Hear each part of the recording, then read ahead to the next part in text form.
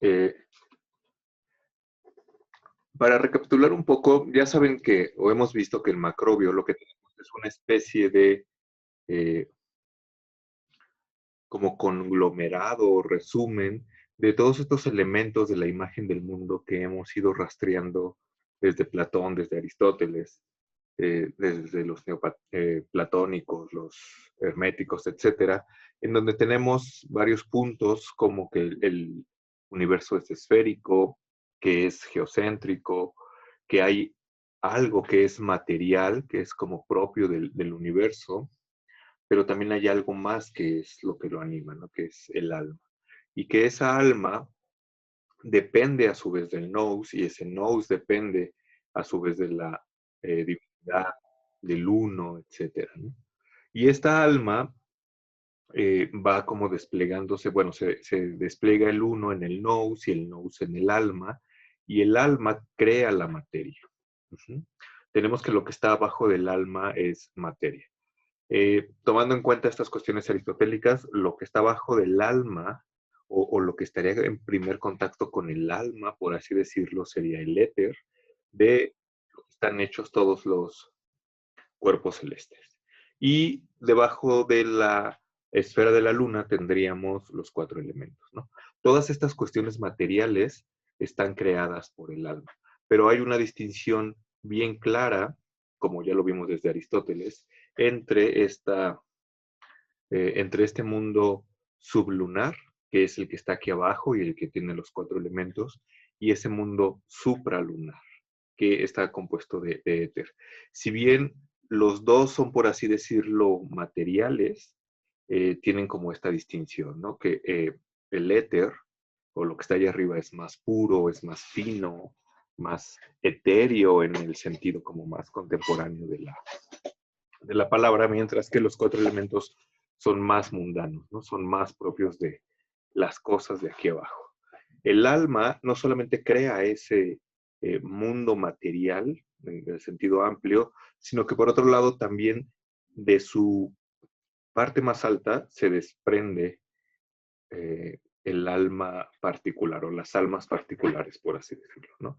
Que luego eso va a ser como todo un problema con el averroísmo y estas cuestiones, porque parece ser que en realidad todas las almas son como una sola, como expresiones de una única alma, ¿no? Entonces, bueno, problema aparte. El punto es que la idea es que esta alma cuando cae atraviesa justamente estas regiones materiales etéreas que creó el alma del mundo, ¿no? Y entonces, eh, en el paso por cada uno de estos eh, círculos, por cada una de estas esferas de los planetas, adquiere algo, ¿no? Adquiere como ciertas cualidades que podríamos decirlo de alguna manera que nos conciernen o nos confieren, por así decirlo, nuestra personalidad, ¿no? Que tiene, por supuesto, que ver con esta cuestión de la astrología y que de hecho es como el fundamento como de la astrología, ¿no? Eh, que yo haya nacido en septiembre o que yo haya nacido en mayo cuando el sol está en, no sé, en Cáncer, o que yo haya nacido cuando el sol estaba en Capricornio o en Acuario, etcétera, y que los planetas estaban determinados como de alguna manera, dispuestos de alguna manera, perdón, determinaba o determina de algún modo mi personalidad, mi carácter. Y eso tiene como explicación en esta idea que habíamos mencionado, en donde el alma, al pasar por cada una de las esferas, se va eh, recubriendo, por así decirlo, como de ciertas cualidades de cada una, ¿no? Que es bien interesante porque es algo que encontramos o es una idea que tenemos como desde autores antiguos, pero que encontramos en el Renacimiento, en autores como más modernos, por así decirlo, como podría ser Campanella y su utopía, que es la Ciudad del Sol, o en otros autores como en Ficino, ¿no? Digo, no lo vamos a ver en este semestre porque Campanella es un autor renacentista. Campanella escribe, de hecho, después de 1600, ¿no? O sea, cuando ya el Renacimiento está como en sus últimas, eh, como en sus últimos periodos, en sus últimos años, y escribe describiendo la ciudad ideal. Y la ciudad ideal tiene que ver con el Sol. Y la ciudad ideal, aparte, reproduce la estructura del cosmos. Si han leído a Campanella, o si han oído algo sobre Campanella, la estructura que tiene la ciudad o con la que describe la ciudad es una estructura circular. Hay un templo en el centro que corresponde al Sol y hay 7 círculos concéntricos alrededor, en donde además hay muchas imágenes y etcétera, ¿no? Y entre las muchas cosas raras que existen, porque digo, es un autor que ya está así como pegado a la modernidad, pero aún tiene cosas como muy raras, ¿no? Bueno, o para nosotros como muy raras.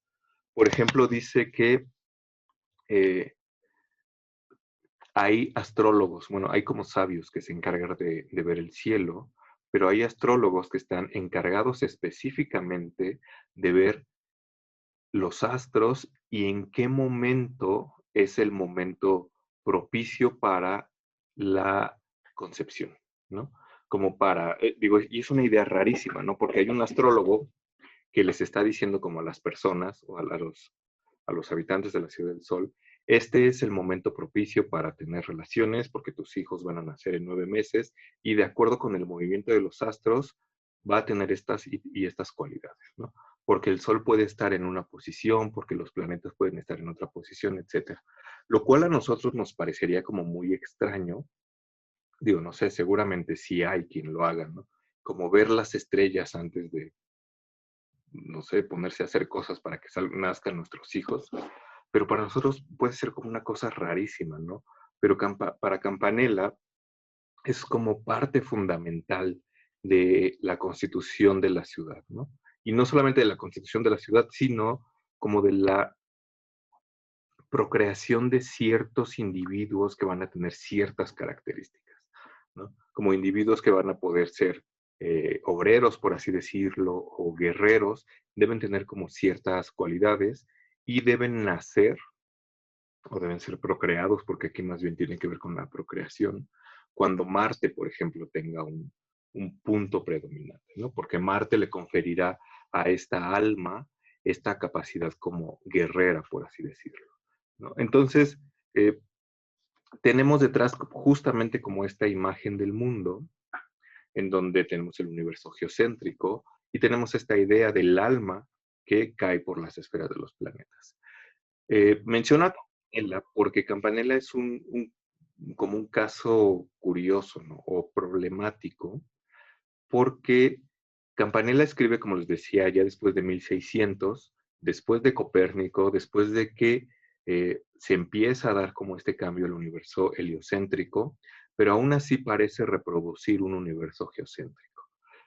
Parece porque hay 7 esferas alrededor del Templo del Sol, pero es curioso que nunca dice cuáles son los nombres de estos planetas a los que corresponden las esferas, y además el centro está ocupado por el Templo del Sol. Entonces, con Campanella es un caso extraño porque empieza como a tambalearse esta imagen del mundo en la que estaban construidas ciertas cosas, pero no se ha perdido del todo, y tan no se ha perdido que tenemos esta cuestión no sé, de los astrólogos que determinan el mejor momento para que nazcan los niños. En Ficino tenemos exactamente la misma idea de que el alma viene de un lugar superior, pasa por las esferas de los planetas y adquiere cosas. Lo interesante con Ficino, que también es un autor renacentista del siglo XV, es que esta cosa de la que se recubre el alma en su caída se va a llamar espíritu. Para Ficino hay una distinción entre el alma y el espíritu, porque el espíritu sería el nivel intermedio entre el alma y el cuerpo, ¿no? Tenemos de nuevo esta necesidad de mediación que ya teníamos en Platón, por ejemplo, en donde dos polos extremos no pueden tocarse o no pueden comunicarse por sí mismos, sino que necesitan un elemento medio. Para Ficino, el espíritu es ese elemento medio que ayuda a conectar el cuerpo, que es meramente material, y el alma, que es completamente inmaterial. Ese nivel medio va a ser particularmente importante porque eh, ahí es donde pasan las cosas, ¿no? Ahí es donde se generarán, por ejemplo, las imágenes que el cuerpo va haciendo, el espíritu genera imágenes y después esas imágenes llegan al alma. El alma no puede ver la materia como tal, sino únicamente ve imágenes de la materia, ¿no? Imágenes, por así decirlo, del mundo, ¿no? Lo que el alma tiene, lo que nosotros tenemos en la cabeza o dentro de nosotros, son imágenes de lo que está allá afuera, que es una cosa que viene desde Aristóteles, cuando en De Anima o en De Memoria et Reminiscencia dice que el alma no puede inteligir sin el concurso de una imagen, ¿no? Pero es algo sobre lo que iremos cerrando eh, hacia el final. Les voy a compartir pantalla para uh, comentar como algunas cosas que teníamos.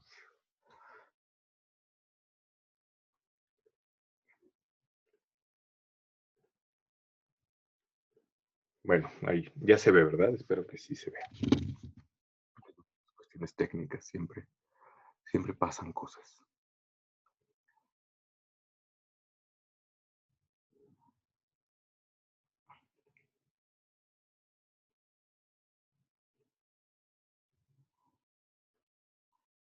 Bueno, teníamos, les estaba contando esta cuestión de que en Ficino también tenemos como esta idea de que el alma cae por las esferas de los planetas y se recubre del espíritu, que es algo que no encontramos, por ejemplo, en los pensadores antiguos o medievales, ¿no? En los pensadores antiguos tenemos esta clara distinción entre alma y cuerpo, eh, que son como opuestos en cierto sentido, pero a la vez también son complementarios, porque de la unión se genera lo que Macrobio llama el animal, ¿no? Esta cosa que es animado, un cuerpo que es animado por el alma.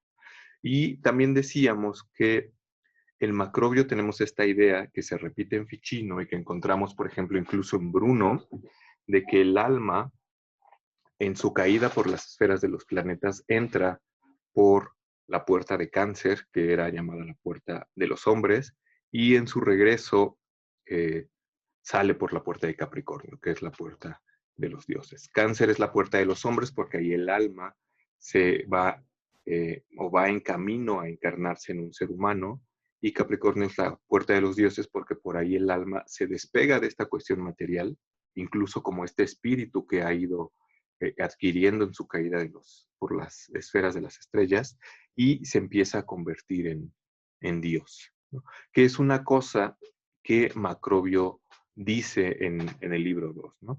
Dice, el propósito de este libro, es mostrar que el alma es inmortal, que viene de otro lado y que tiene que regresar a ese otro lado, pero a la vez que el alma es Dios, ¿no? Y entonces teníamos que esta explicación de por qué entra por estos puntos y no por otros, tiene que ver con esta cuestión de el movimiento del Sol, ¿no? Que es lo que vimos en la clase pasada. Y particularmente con estos dos puntos opuestos que tienen que ver con Cáncer y con Capricornio, que es justamente donde el Sol está en los solsticios, ¿no? Donde el Sol se para, da vuelta, está en el trópico y regresa como hacia el otro lado. Que justamente también decíamos, ocurren en 21 de diciembre y el 21 de junio aproximadamente. En Campanella, regresando un poco a esta cuestión como renacentista, por ejemplo, dirá que los habitantes de la Ciudad del Sol tienen 4 fiestas importantes, que son cuando inicia la primavera, el verano, el otoño, el invierno, que justamente tiene que ver con estos 4 puntos muy importantes del Sol, ¿no? Entonces, detrás de toda esta cuestión cultural, por así decirlo, o filosófica, tenemos que hay detrás una imagen del mundo, que además esta imagen, como dijimos, está como dentro de nuestras cabecitas, no es algo que esté afuera de por sí. Y esta imagen que nos hacemos del mundo, esta explicación que tenemos de ese mundo, depende de la observación de los astros. De modo que lo que decíamos un poco la clase pasada es que esta observación de los astros es algo así como el punto común que quizá pueden tener todas las culturas del mundo, y quizá por ello encontremos muchas similitudes entre varias culturas, ¿no? Antes incluso que hablar de una cuestión como arquetípica al estilo junguiano, podemos hablar de una cuestión física que puede después, por supuesto, convertirse en una cuestión arquetípica que ya estaría como aquí adentro, por decirlo de alguna manera, ¿no?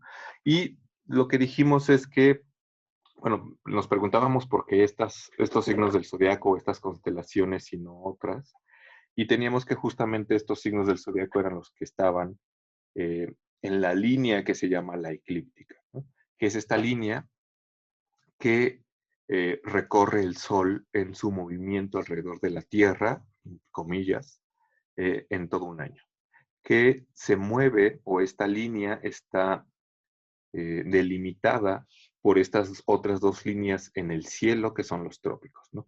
De manera que tenemos como una línea que va así como inclinada, que está inclinada a 23 grados, que nosotros sabemos que justamente esta inclinación pues más bien es una inclinación de la Tierra y no propiamente un movimiento real del Sol, por así llamarlo. Y nos preguntábamos, o también les decía, ¿qué quiere decir eh, que yo diga que soy cáncer o que soy capricornio? Más allá de que si soy cáncer, tal vez nací el 10 de junio, por ejemplo, ¿no? O si soy capricornio, tal vez nací el 6 de enero. Eso quiere decir, también en teoría y con comillas, lo dijimos la clase pasada, que en el momento en el que yo nací, el 6 de julio, por así decirlo, el 10 de julio, el Sol sale por la casa de Cáncer y lo acompaña por el cielo durante todo su recorrido durante 30 días o hasta que acaba el signo de Cáncer y después sale por el signo siguiente, que me parece que es Leo, ¿no? Entonces, si yo hubiera nacido el 2 de agosto en lugar del 6 de julio, perdón, ya no sería Cáncer, sino sería Leo, porque cuando sale el Sol, el 2 de agosto, sale por la constelación de Leo. Lo cual es un poco más complicado de lo que parece, porque en realidad no es así.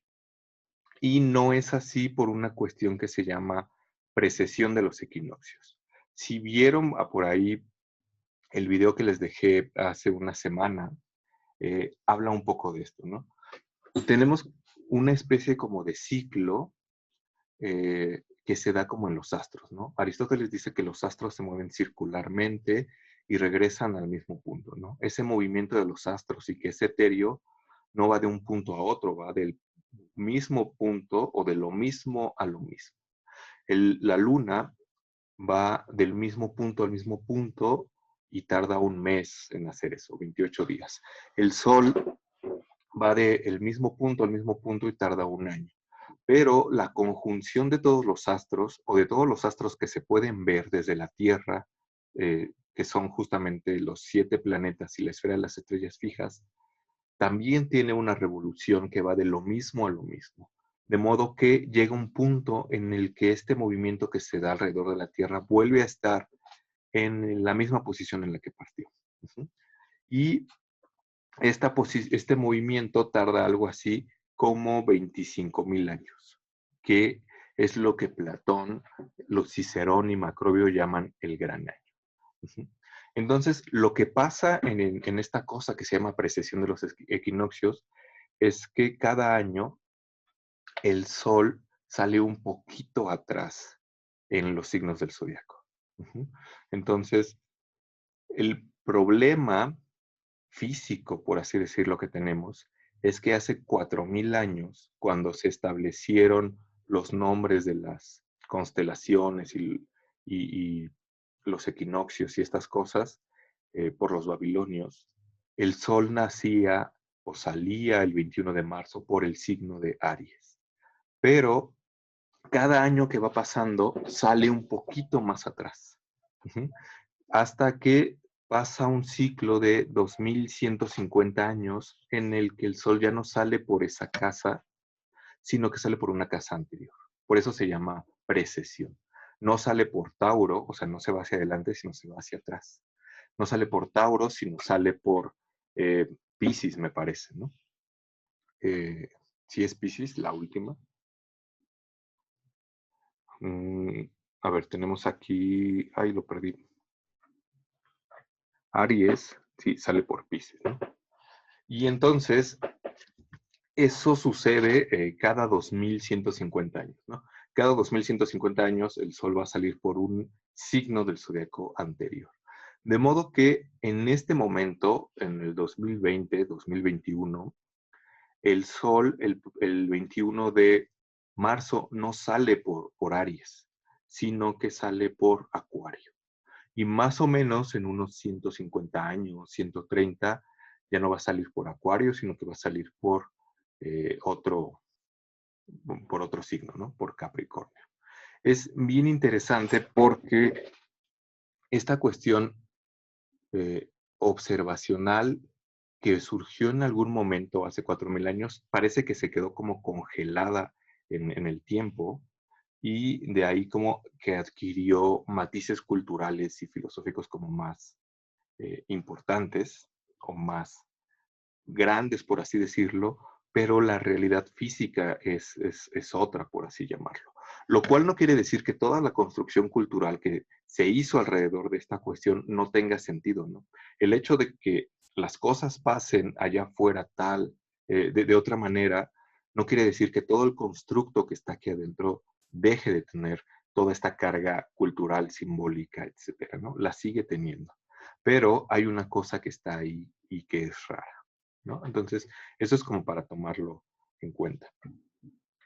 Por supuesto, no lo vamos a ver nunca, cómo el Sol vuelve a estar en el mismo punto el 21 de marzo y nacer por Aries, porque para eso van a pasar pues, 25,000 años, ¿no? Así como muchísimo, muchísimo tiempo.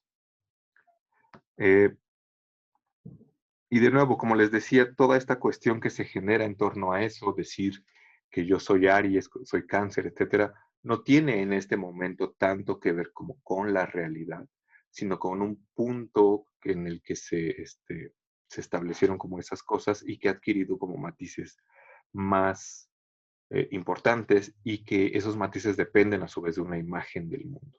Decíamos la clase pasada que si nosotros estuviéramos en Marte o en algún otro lugar, seguramente veríamos las cosas de un modo distinto. Uh-huh. De hecho, hay una aplicación, hace un año les estaba contando en clase que hay una aplicación que se llama algo así como Skywalker, o no sé si más bien es un personaje de Star Wars, en donde se puede ver justamente en qué constelación va moviéndose el Sol, ¿no? Se puede ver como todas las estrellas y se puede ver justamente que el Sol ahorita está como en Acuario, ¿no? No en Piscis, y va a estar después en Acuario en algún otro momento. Pero bueno, todas estas cuestiones por estas cuestiones que dejamos pendientes. Eh, no sé si haya preguntas hasta acá. Esto era como un poco retomar lo que teníamos la clase pasada.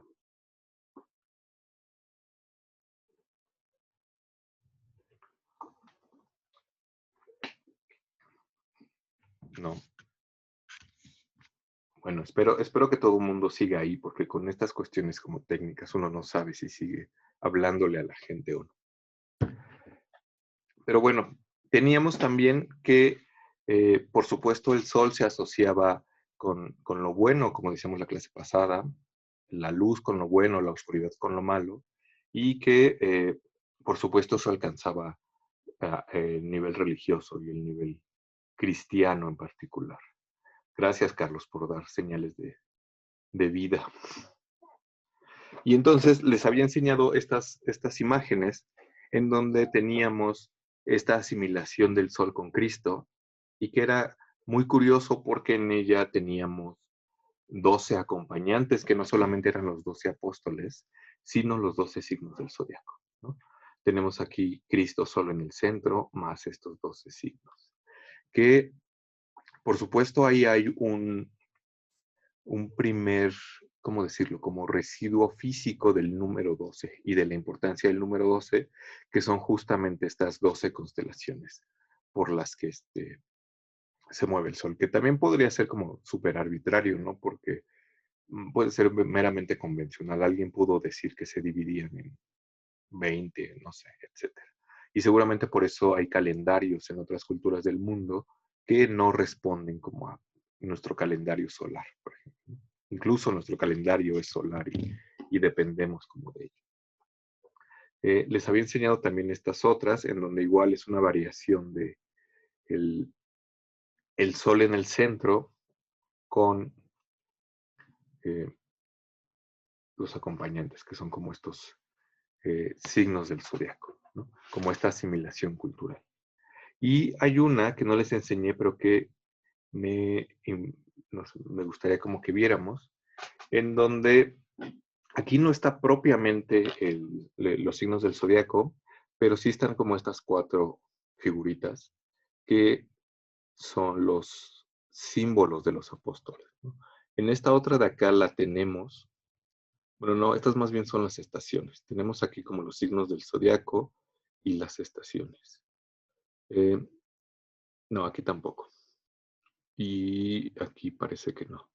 Pero bueno, seguramente si han ido a la iglesia, bueno, a una iglesia que no sea como tan nueva, quizá han visto que arriba en la cúpula quedan como 4 espacios, como triangulares, en donde muchas veces están representados los 4 evangelistas. Y entonces, eh, los 4 evangelistas son como particularmente importantes porque en conjunto con este Cristo conforman lo que se llama el tetramorfos. Uh-huh. Este es el Cristo Pantocrator, que está así como todopoderoso y en señal de saludo, rodeado por los símbolos de los 4 evangelistas. Que los símbolos de los 4 evangelistas son, para San Lucas es el toro, para Marcos es el león, para Mateo es un hombre o un ángel, y para Juan es un águila. Uh-huh. Entonces los vemos representados en estas imágenes, en donde tenemos aquí de nuevo a Cristo, tenemos aquí un toro, un león, un hombre y un ángel. Y es bien interesante también porque Cristo aquí está insertado en una figura que se llama la mandorla, que es el resultado del entrecruce de 2 círculos y que parece una almendra, ¿no? Aquí Cristo está como en medio de esta almendra. Entonces, es bien interesante porque ahí hay otro simbolismo, ¿no? En realidad todo está lleno de simbolismos, pero la mandorla lo que simboliza es este entrecruce entre lo superior y lo inferior, ¿no? Este entrecruce entre la divinidad y la materialidad de la tierra. Como decía hace rato con esta cuestión del espíritu, el fichino que junta la parte superior que es el alma y la parte inferior que es el cuerpo, este nivel de entrecruce es como muy importante, ¿no? Es ahí donde pasan las cosas.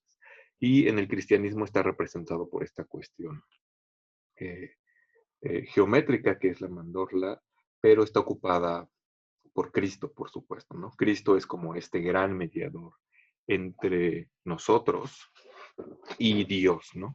Más que los ángeles, Cristo es así como el mediador. Y quería como traer esta colación porque se acuerdan de la clase pasada que les contaba de estas iglesias que están orientadas hacia el poniente y que justamente son 4 y que cada una tiene como su adscripción a un santo, ¿no? Justamente tenemos aquí como San Lucas, tenemos acá San Juan, eh, San Marcos y San Mateo. Y no solamente son santos, ¿no? Sino que son los evangelistas. Habíamos visto esta cuestión de que eh, todas estaban como orientadas hacia acá.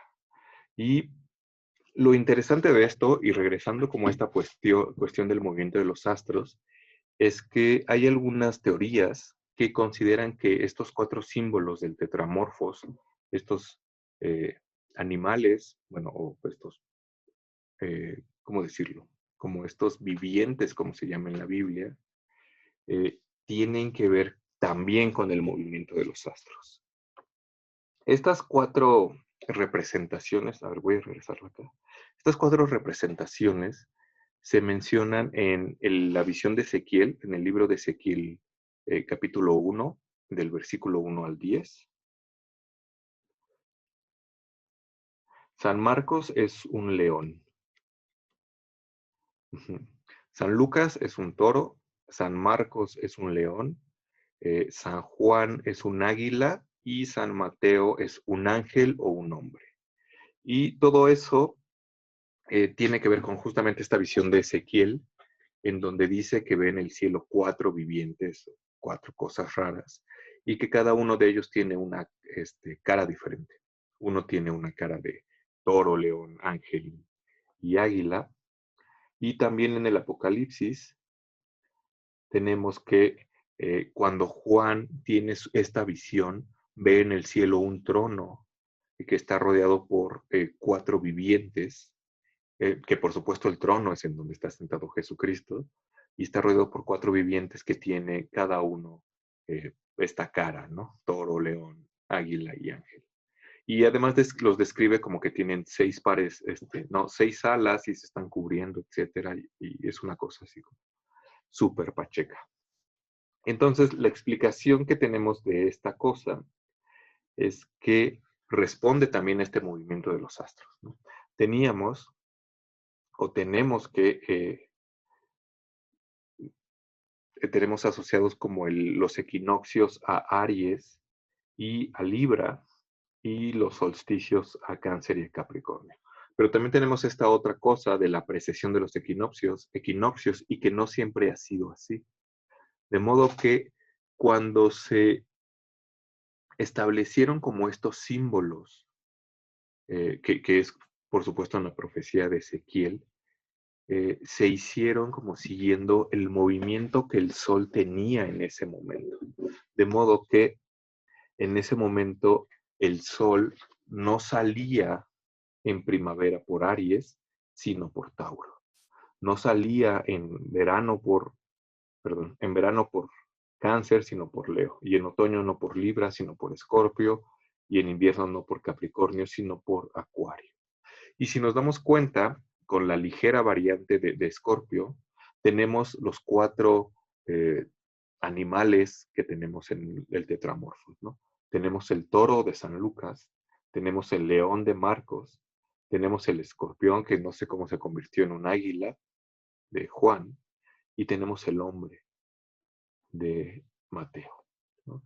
Entonces, de nuevo, tenemos que esta cuestión eh, que se vuelve como iconográfica y simbólica a nivel cristiana, parece que también tiene como esta cuestión del movimiento de los astros, ¿no?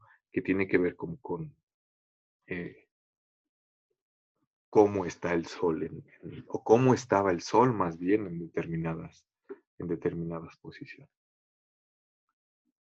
Entonces, bueno, todo esto era así como para rellenar esta cuestión que había quedado volando en la clase pasada, que teníamos muchas cosas. No sé si hay preguntas o comentarios hasta acá.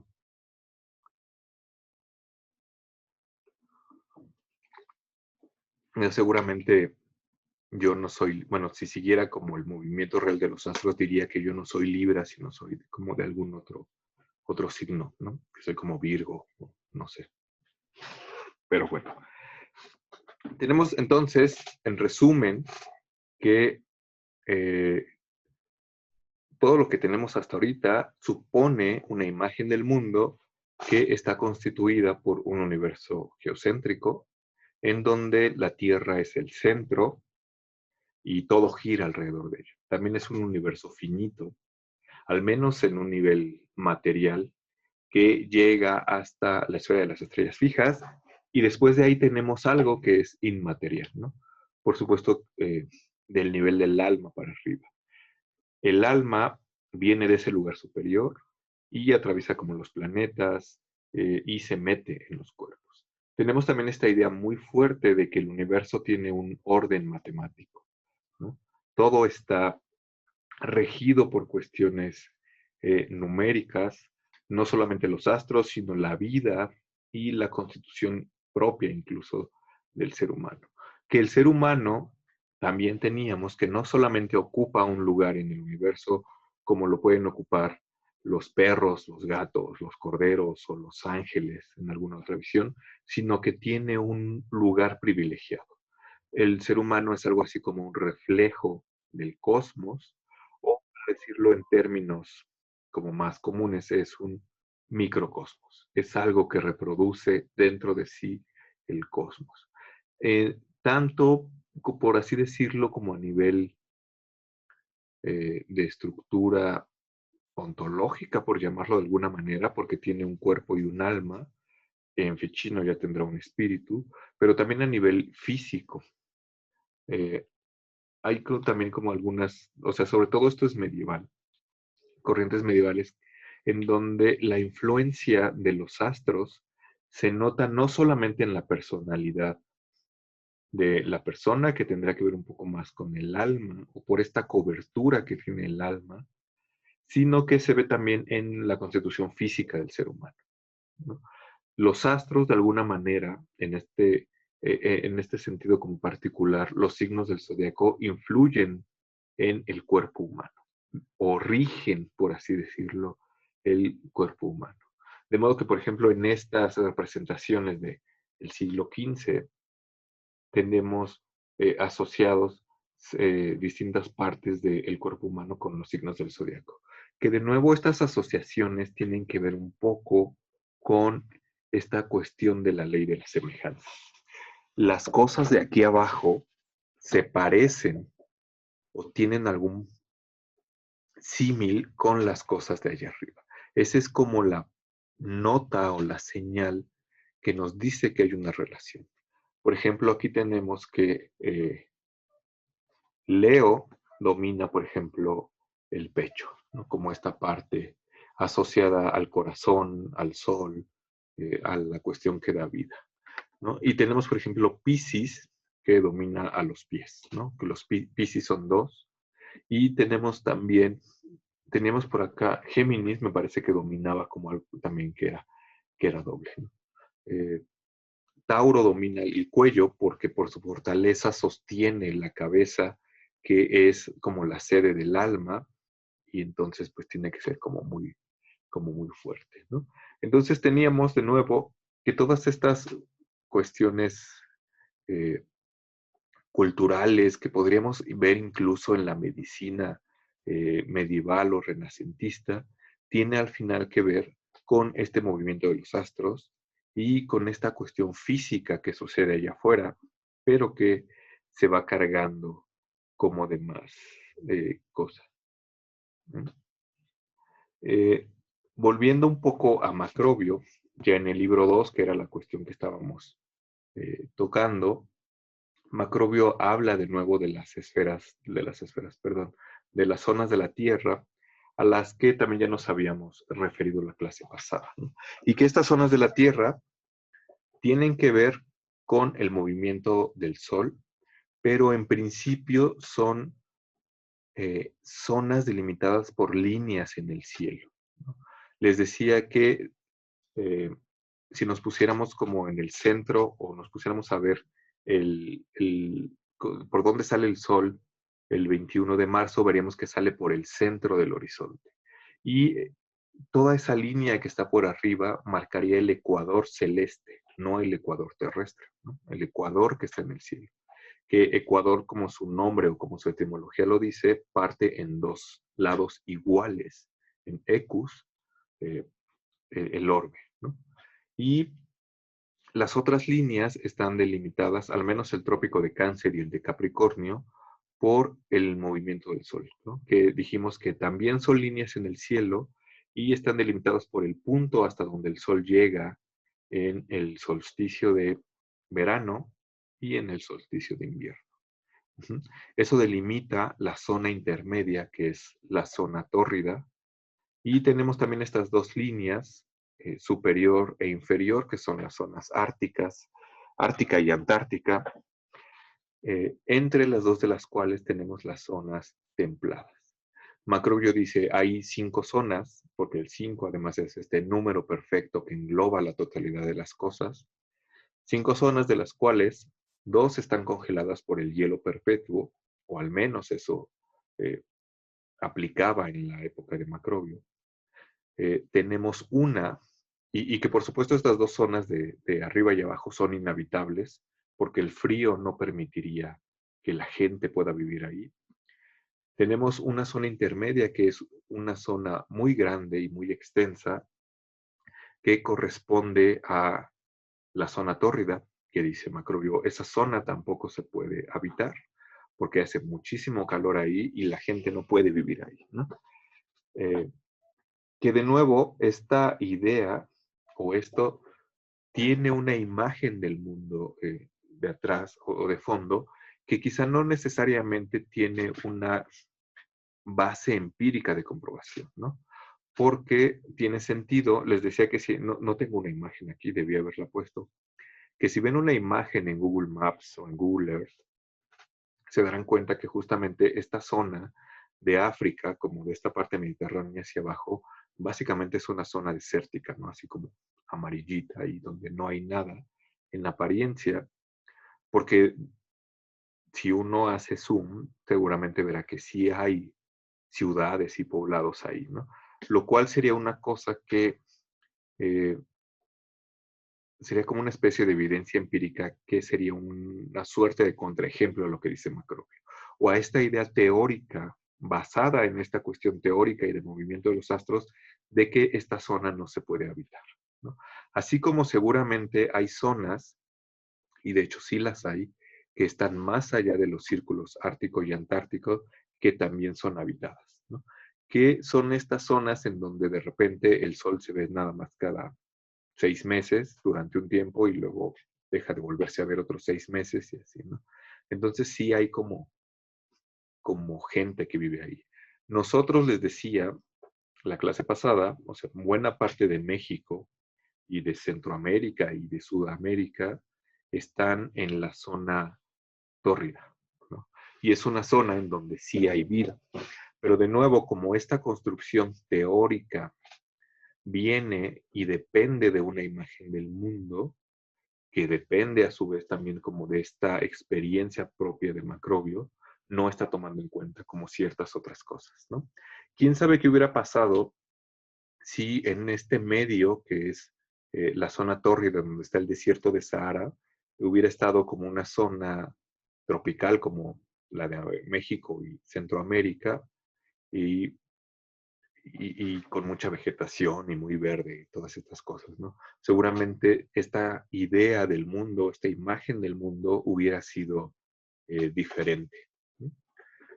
Pero bueno, regresando a esta cuestión como teórica y de implicaciones meramente, a ver, no se me ocurre otra palabra que sea teórica, tenemos que si hay 5 zonas y hay 3 que no son habitables, que están como intercaladas, de ahí se sigue que tenemos 2 zonas templadas que son habitables.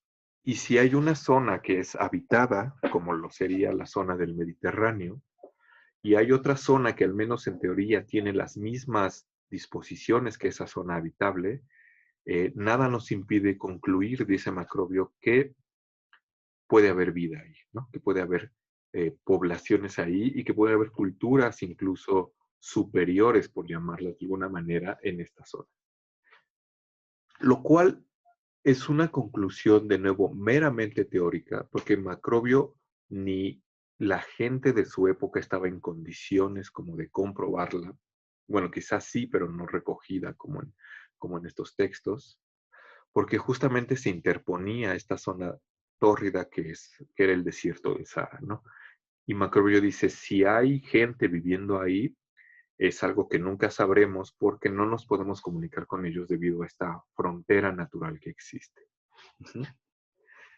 Pero lo que sí podemos concluir es que debe haber civilizaciones ahí. Lo cual es bien interesante porque de nuevo estamos ante una conclusión meramente abstracta, teórica, que sale de hacer silogismos, por decirlo de alguna manera, pero que va a repercutir como culturalmente, no solo en la Edad Media, sino posteriormente, ¿no?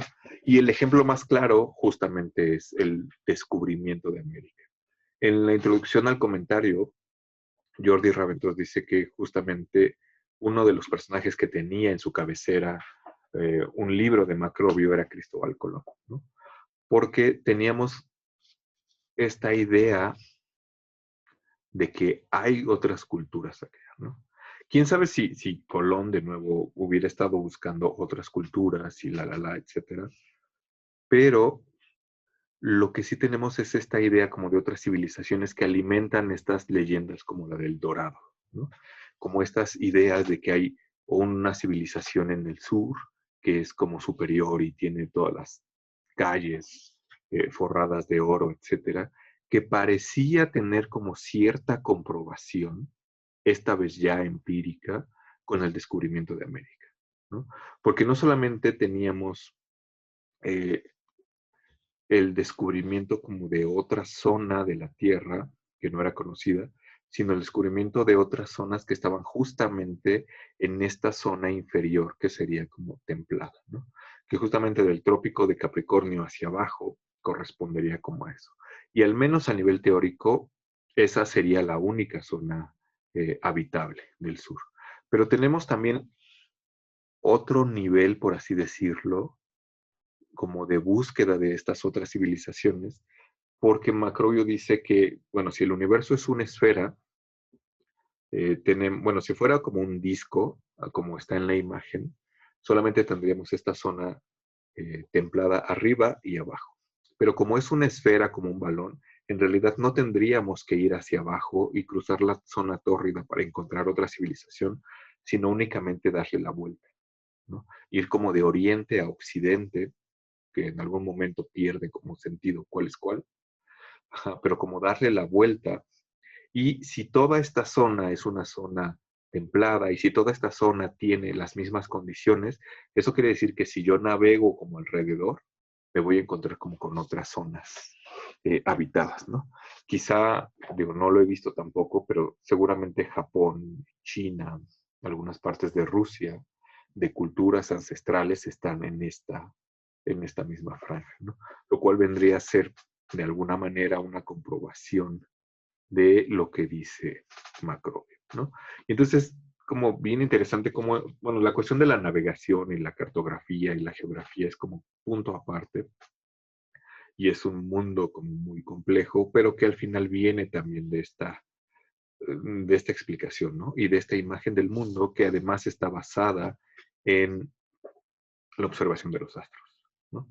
Y seguramente muchos mapas que usamos ahora sí fueron creados como en esa época y siguen siendo completamente funcionales, aunque así de nuevo como, eh, bueno, no me gusta la palabra chairo, un amigo me dijo que no debería decir chairo en clase, pero así como eh, con esta cuestión como de la construcción social de los mapas, ¿no? O sea, sabemos que los mapas quizá pudieron haber sido o como la proyección de Mercator, que es la más común, en donde en realidad lo que pasa es que se deforman las zonas que están más pegadas a los polos y hace que Europa se vea más grande y que no corresponden propiamente a la realidad, sino que responden como a otras cosas, a otra imagen del mundo, pero que siguen siendo completamente funcionales, ¿no? Y aun cuando el mundo no sea geocéntrico y aun cuando el mundo no sea así físicamente, funciona. Y genera como toda una cuestión cultural y toda una cuestión de imaginario en nuestras cabecitas, ¿no? Que es también como punto aparte. Pero bueno, no sé si hasta acá haya como alguna cosa. Siento que hoy de repente también he hablado así como muchísimo. No será porque ya queremos irnos de vacación.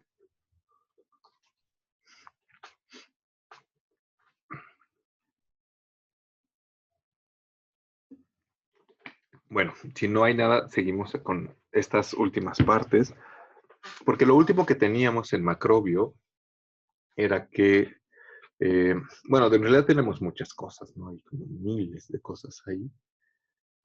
Pero una de las cosas como importantes que quería retomar era esta cuestión de la música de los astros. Gracias, Aline. Sí, agradezco como esos mensajes, porque ahorita que no veo nada acá, pues no sé si nada más estoy hablando yo como loco. Es bueno saber que siguen ahí.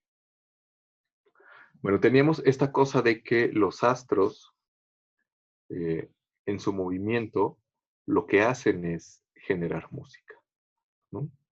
En el sueño de Escipión de Cicerón, Escipión es llevado hacia la Vía Láctea, se encuentra al abuelo, le enseña todas estas cosas que de una u otra manera ya hemos visto en estas clases, las zonas de la Tierra, los 7 astros, la Vía Láctea, y Escipión se da cuenta de que los astros producen música y producen música muy hermosa.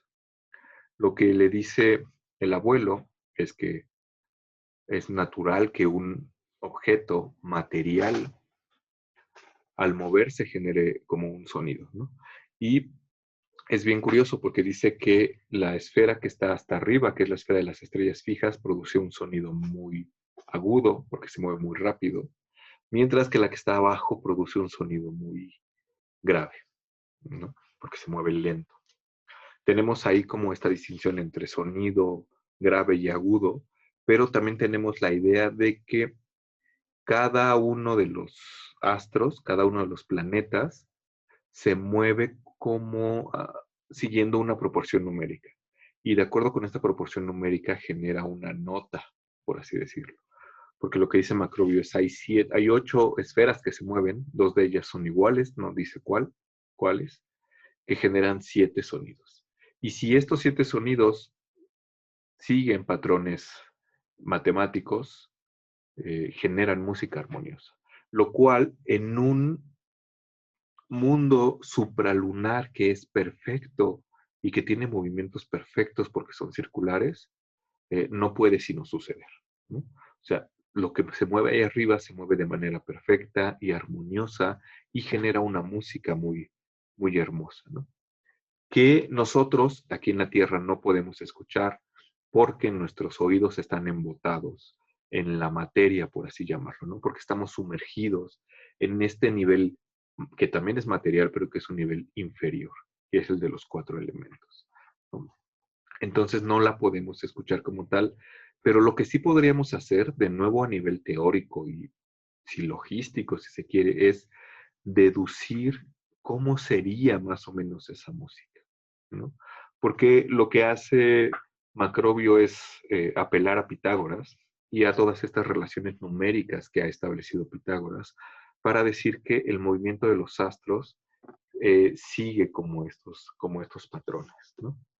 Eh, no estoy seguro, bueno, esta es una ilustración de un texto de Flood, de Robert Flood, que escribe en el siglo XVII y que sigue teniendo como esta idea de eh, que las esferas de los planetas tienen como estas relaciones eh, matemáticas, no solamente en su movimiento y en su generación de sonido, sino también en la distancia que hay entre unas y otras, ¿no? Entonces, les decía que no podemos escuchar esta música directa, pero sí podríamos tratar de reproducirla basándonos en estas, eh, ¿cómo se llaman? En estas, ay, se me fue la palabra, en estos intervalos. Ujú. Que de hecho, por ejemplo, es algo que hacía Ficino regresando como al Renacimiento, ¿no? Una de las maneras de conectarse con el cielo, por así llamarlo, era haciéndose imágenes o talismanes de cosas que estaban en el cielo, ¿no? Hay ciertas cosas en este mundo físico que están conectadas con el cielo. Y ya lo habíamos mencionado de alguna manera, ¿no? El oro está relacionado con el sol, la plata con la luna, el color amarillo también con el sol, el gallo con el sol, etcétera. A ver, Carlos pregunta que si es posible hablar de una relación entre tetramorfos y Cristo. ¿No? Ah,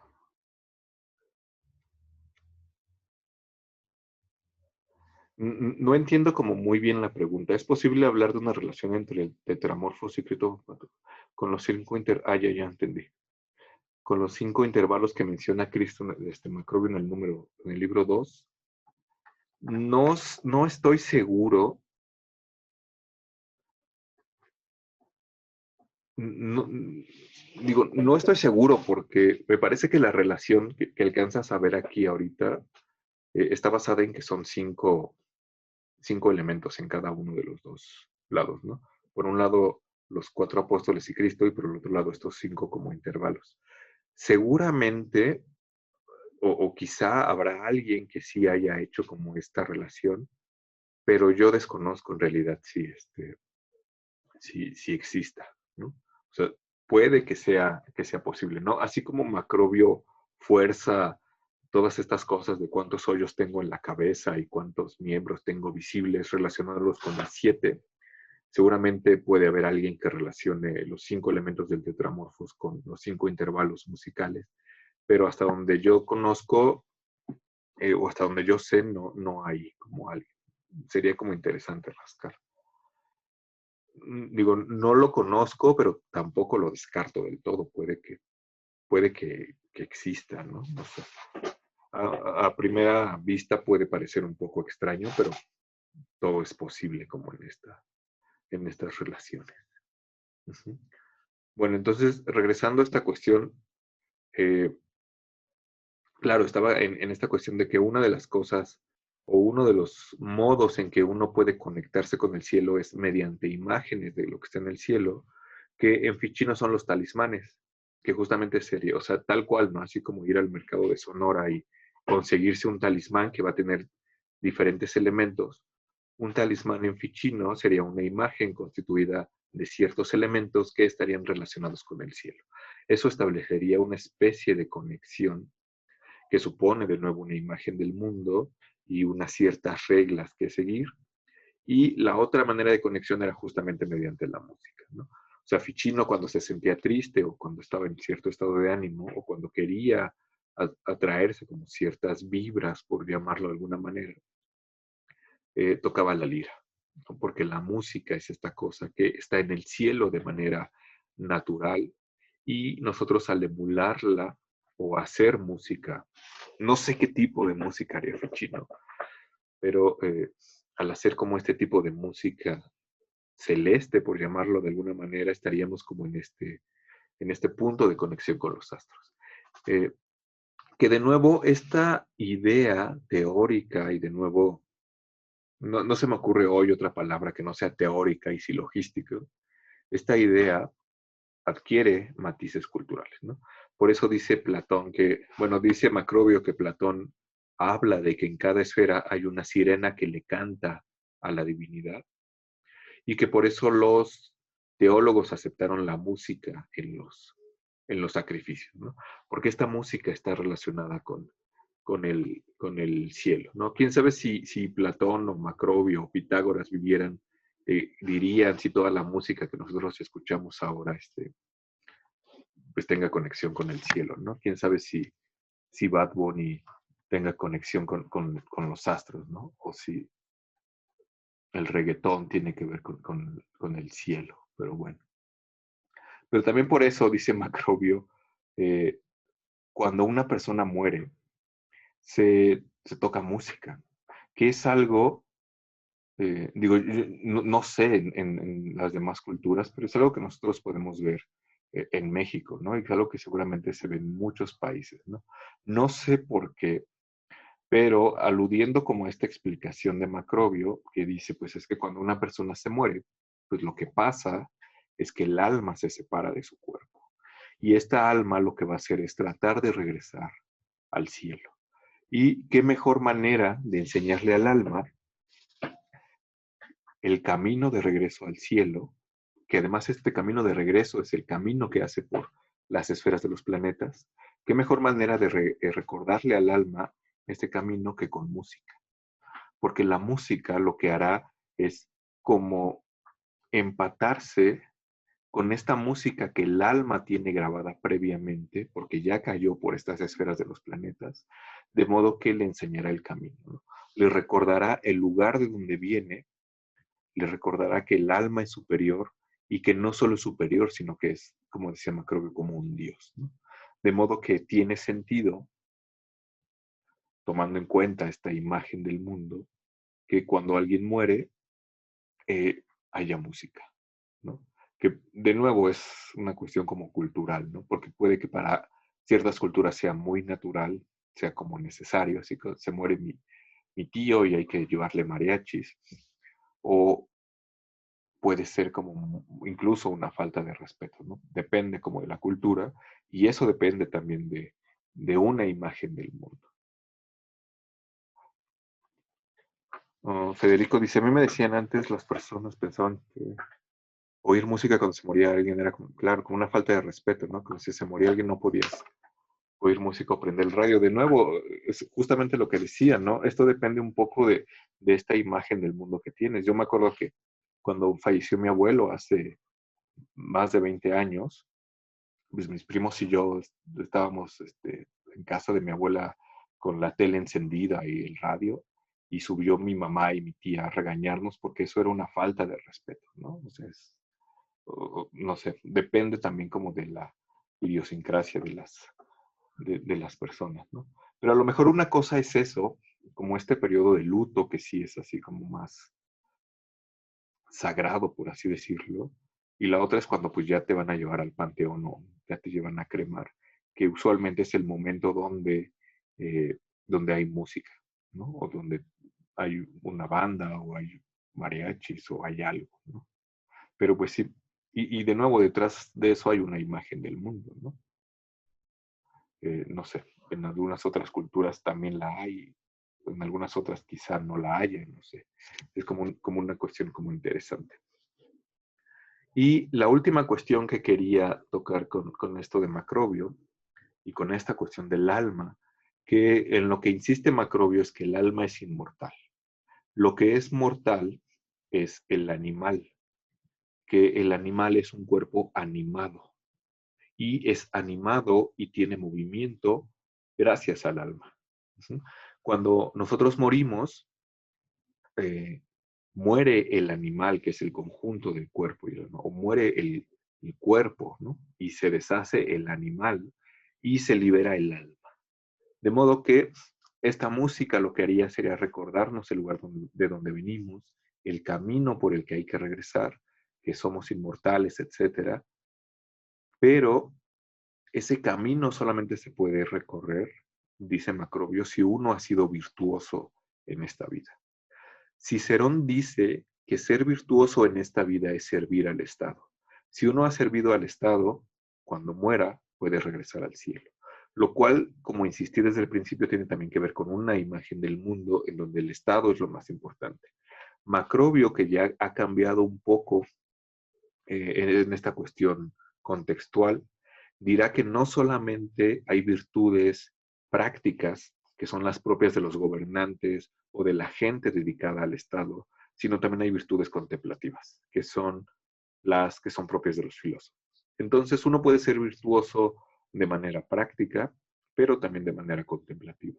De modo que si uno así se ha dedicado a la contemplación, ha sido virtuoso teórica o prácticamente, cuando muera va a regresar por ese camino del cielo hacia eh, estas regiones superiores donde está el alma. Pero si no ha sido virtuoso, lo que pasa es que tenemos, digo, Macrobio nunca lo llama de esta manera, ¿no? Pero tenemos como una especie de cadena de renacimientos o de reencarnaciones, que suena más como hinduista, ¿no? O budista, como una suerte de cadena de reencarnaciones, en donde se repite como el proceso, ¿no? La otra vez alguien me preguntaba que si eso era como un eterno retorno, yo le decía que no propiamente, eh, porque esto solamente se da aquí abajo, ¿no? Ese retorno del alma, o esa como alma revolviéndose en la materia, se da solamente aquí abajo, pero una vez que logra salir, ya regresa como al punto donde está. Porque lo que dice Macrobio es que tarde o temprano, eh, independientemente de cuánto se tarde, toda alma va a regresar a ese lugar de donde proviene, ¿no? Todas las almas, a final de cuentas, se van a separar de la materia, o deberían, y van a regresar como allá arriba. Y si tomamos en cuenta como estas cuestiones de los ciclos del gran año, que son 25,000 y todo, pues en realidad hay tiempo de sobra, ¿no? Pero estas almas tendrán que subir y regresar al cielo. Pero bueno, hasta acá era lo que quería comentarles de Macrobio. No sé si alguien tenga algo que agregar, alguna pregunta, comentario.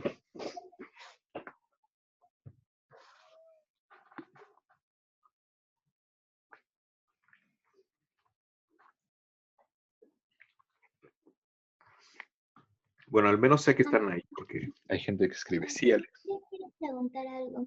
Sí, claro.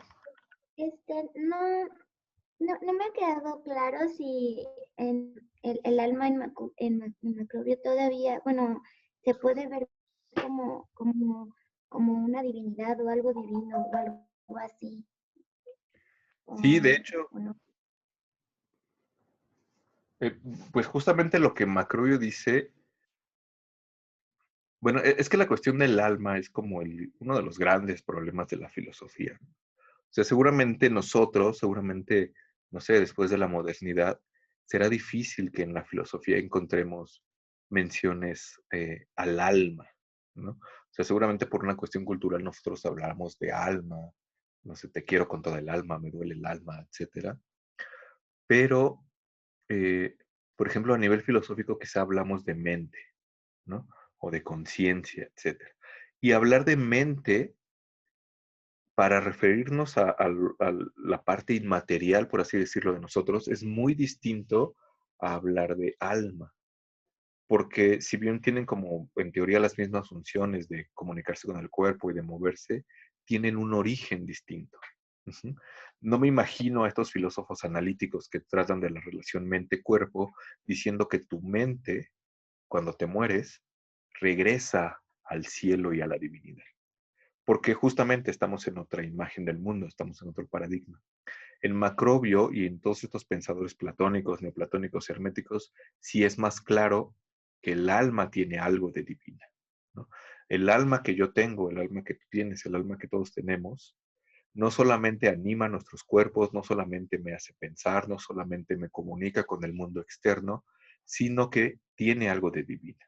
Y Macrobio lo que dice es, claro, el alma es divina, al menos el alma del ser humano, porque proviene de esa parte superior, de un alma que está más allá, que es el alma del mundo, que a final de cuentas proviene a su vez de Dios o de la divinidad o de la unidad, de lo que quieras llamarle.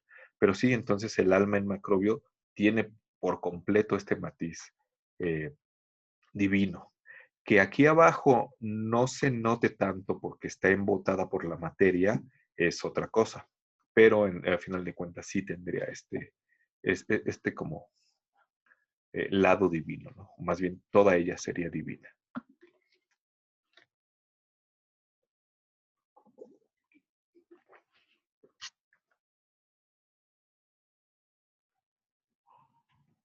¿Mm?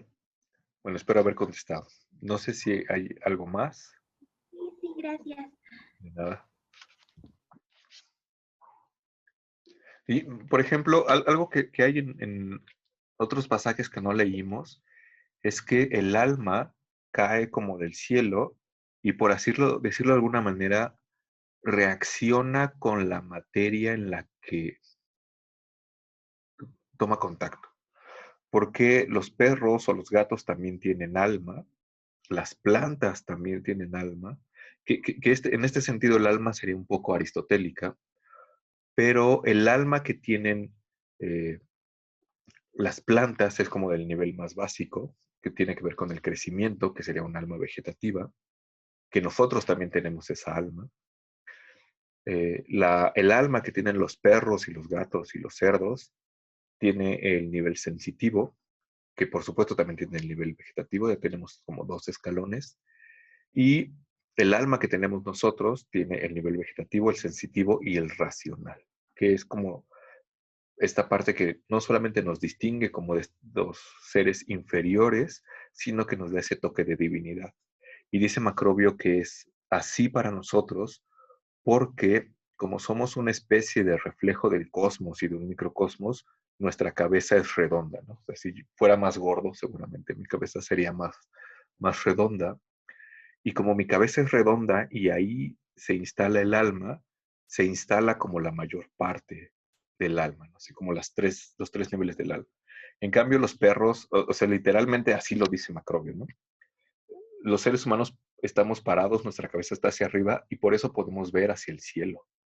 En cambio, los perros están como parados en cuatro patas, ven hacia abajo y su cabeza es como alargada y por eso no reciben el alma completa, ¿no? Lo cual es una cosa rarísima, pero para él tenía sentido, ¿no? Así como tenía sentido muchas otras cosas. Carlos dice, así como menciona este matiz divino en el alma, se plasma un macrobio, también creo que es posible hablar de ese matiz en los estoicos como Marco Aurelio y sus meditaciones.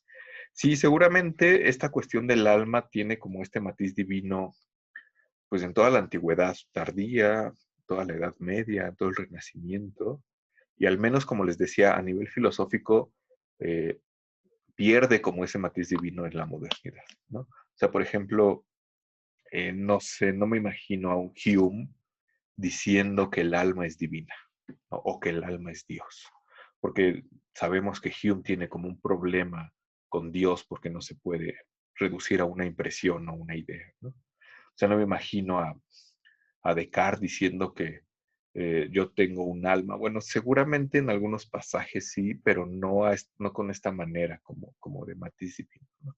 Entonces sí, justamente en los estoicos, en Marco Aurelio, seguramente encontraremos una cuestión ahí como del alma, ¿no? Porque todos ellos están metidos en una imagen del mundo que es un poco más homogénea con la Edad Media, Renacimiento, Antigüedad, que la que nosotros tenemos a partir de la modernidad, ¿no? Entonces, sí, seguramente podríamos rascarle ahí, digo, no solamente estoicos, ¿no? Como a muchos otros y encontrar cosas. Y no solamente de nuevo en estas culturas occidentales, sino incluso en Japón, China, Indonesia, la India, no sé, Sudamérica, etcétera.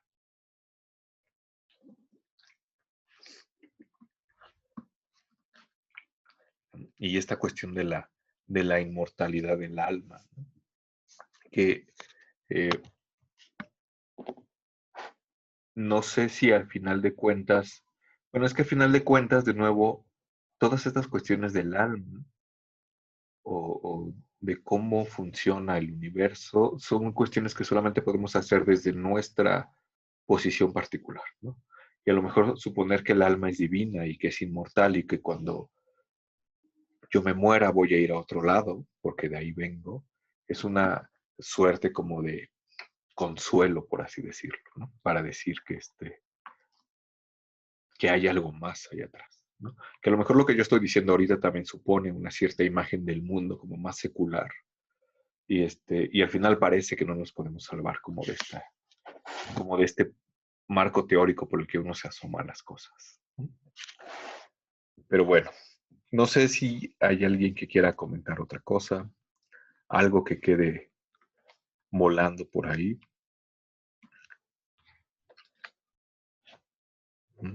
Porque si no, como les decía, hoy es nuestra última clase de este año. Tenemos vacaciones administrativas a partir de la siguiente semana y regresamos, me parece que volvemos a tener clase el 6 de enero. Entonces, dentro de 4 semanas. Entonces, pues bueno, espero que disfruten sus vacaciones, espero que estén bien todos, ya saben. Lo que vamos a ver la clase que viene, o sea, regresando de vacaciones, es, bueno, me gustaría revisar 3 cosas, que ahorita ya se me olvidó cuál era una. Ah, ya me acordé. 3 cosas. Tengo por ahí un texto que habla un poco de estas corrientes que se van confluyendo en la Edad Media, que es chiquitito. Me gustaría que revisáramos la introducción al Zohar de Esther Cohen, que es un libro de mística judía que recopila como varias cosas. Y me gusta, o sea, los dos son chiquitos y me gustaría que habláramos un poco de Isidoro de Sevilla. Isidoro de Sevilla tiene un libro que se llama Las Etimologías, en donde lo que hace es explicar las cosas de acuerdo con su nombre. Ujú. Entonces, en algún video les había contado que dice que las nubes se llaman nubes porque tiene que ver con el latín obnubere, que significa ocultar. Las nubes ocultan el cielo. Que las novias se llaman novias por el mismo sentido etimológico, porque las novias se ocultan el día de la boda con un velo, ¿no? Se cubren. Que el cielo se llama así porque tiene que ver con un vaso adornado que se llamaba caelatum en latín y que por eso. Entonces, lo que me interesa rescatar de ahí es como esta relación entre el lenguaje y el mundo. Lo que vamos a encontrar en la Edad Media, en algunos autores como Ramón Lull, que vamos a ver después, que hay una relación muy fuerte entre el lenguaje y el mundo. Tan fuerte que si uno conoce uno puede conocer el otro, ¿no? Entonces les voy a subir por ahí estos 3 pequeños textos. Por supuesto no los quiero agobiar en sus vacaciones. Es momento como de descansar, pero pues ya hablaremos de eso. Subiré igual como video, seguramente ya empezando el año, y nos veremos por acá el 6 de enero, ujú, que es aparte Día de los Reyes Magos. Así que si no hay alguna otra cosa, pues muchas gracias por haber estado por acá y nos vemos la siguiente clase. Muchas gracias.